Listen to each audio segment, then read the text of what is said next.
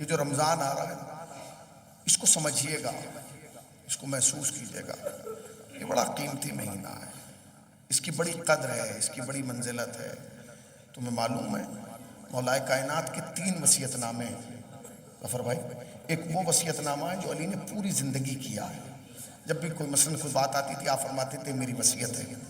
دوسرا وصیت نامہ وہ ہے جو علی نے اس رمضان کی پہلی تاریخ سے 17 تاریخ تک کیا ہے، اور تیسرا وصیت نامہ وہ ہے جو علی نے ضربت لگنے کے بعد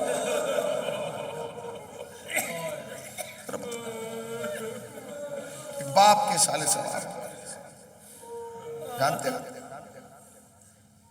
بہت احترام ہے، بہت تعظیم ہے، بہت عزت ہے، بڑا مرتبہ ہے ماں کا، مگر باپ کا بھی کم نہیں ہے۔ ماں اور باپ میں جانتے ہو فرق کیا ہے؟ بھائی ایک ہی فرق ہے، جو اپنے جذبات کا احساس آنسوؤں کے ذریعے کرا دے اسے ماں کہتے ہیں، جو ان آنسوؤں کو پی کے بھی کھڑا رہے اسے باپ کہتے ہیں۔ میں ہاتھ جوڑ کے اسے باپ کہتے ہیں۔ جتنے ہیں نا جو میں کہہ رہا ہوں اسے سنیے گا، اسے محسوس کیجیے گا، خصوصاً یہ جوان جو بیٹھے ہیں جو اپنی زندگی کی شروعات کر رہے ہیں، میں ان سے مخاطب ہوں، بزرگوں سے معافی کے ساتھ، جو سفید داڑھی والے بیٹھے ہیں ان سے معافی کے ساتھ یہ جملہ کہنا چاہتا ہوں۔ یہ باپ کبھی بھی زندگی میں ایک جملہ نہ سوچنا، کبھی کبھی ذہن میں آتا نا کہ ہم باپ کو کھلا رہے ہیں، باپ تمہیں کل بھی کھلا رہا تھا، آج بھی کھلا رہا ہے، باپ تمہیں کل بھی پال رہا تھا، ارے اب تو ہمارے پاپا ریٹائر ہو گئے اب ہمارے ہی ساتھ رہتے ہیں، غلط، کل بھی تو ان کے ساتھ رہتا تھا، آج بھی تو ان کے ساتھ رہے، بس فرق اتنا ہے کل یہ تجھے جاب پہ جا کے کما کے دے رہا تھا، کھلا رہا تھا، آج پروردگار اس کے وسیلے سے تجھے کھلا رہا۔ یہ میں نے اگر روایت نہ پڑھی ہوتی میں نہ پڑھتا، میں نے اپنی آنکھوں سے پڑھا۔ ایک شخص آ گیا ہے چھٹے امام کے باپ، باپ سنیے گا، باپ نسبت ہے نا باپ سے۔ ایک شخص آ گیا، مولا میرے حالات بگڑ گئے، میں غریب ہو گیا، سدھر نہیں رہے معاملات، دعا کیجیے۔ امام نے دعا کی، پروردگار اس کے کاروبار میں اس کے رزق میں وسعت عنایت فرما۔ چلا گیا، 6 مہینے کے بعد آیا یا 3 مہینے کے بعد آیا، امام نے کہا کیا حالات ہے؟ کہا مولا اور زیادہ بگڑ گئے۔ امام نے کہا پھر میں دعا کر دوں، پروردگار اس کے رزق میں وسعت عنایت فرما۔ پھر گیا، پھر آیا، امام نے کہا آپ ایک بکری تھی وہی بیچ کے آ رہا ہوں، اب کچھ نہیں بچا۔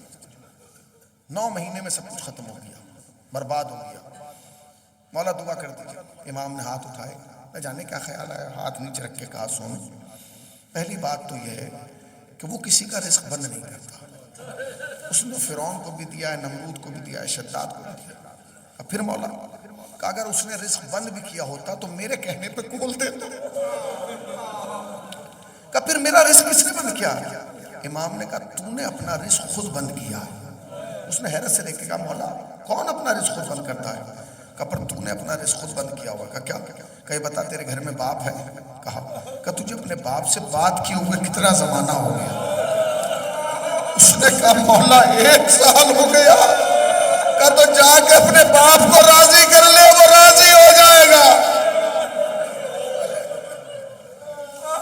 سنیں جو کہہ رہا ہوں ذمہ داری کے ساتھ، خدا کی قسم اگر تم سے والدین راضی نہیں ہیں اہل بیت بھی راضی، اس لیے کہ اگر آج تم فرش عزا پہ بیٹھے ہو تو انہی کی محبتوں اور انہی کی نسبتوں کی وجہ سے۔ ماں نے تمہیں تعلیم دی ہے، باپ ہاتھ پکڑ کے مجلس تک لایا، اور چلے گئے ہمارے والدین، کہیں نہیں گئے والدین۔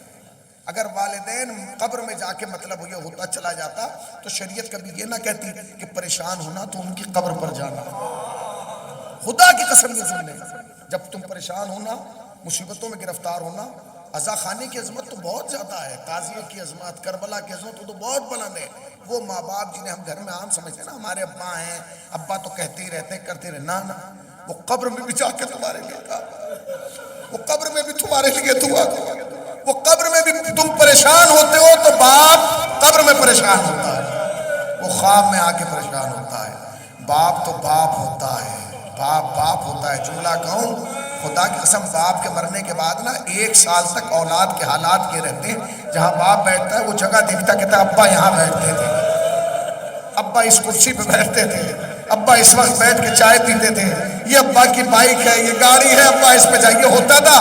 یہ خالی میرے اور آپ کے ساتھ نہیں ہے، ارے چوتھے امام کے لیے بھی روایت میں ملتا ہے جب آپ کربلا سے واپس آئے مدینے میں